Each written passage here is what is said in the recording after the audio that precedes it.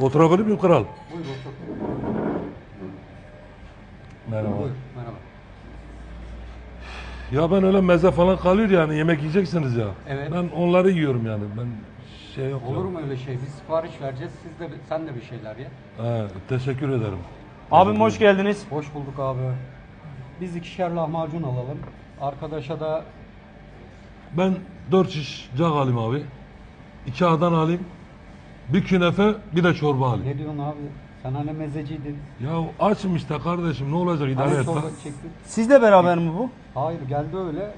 Çorba içeceğim falan mezeciyim dedi. Siz bunu tanımıyorsunuz değil Yok mi? hayır. Ya ne olacak yani ısmarlasan ne olacak? Ayıp Ya yani söyledim adam bak. sana niye Yemek ısmarlasın? ya. Bak sen baş belası mısın ha? Sen baş belası mısın?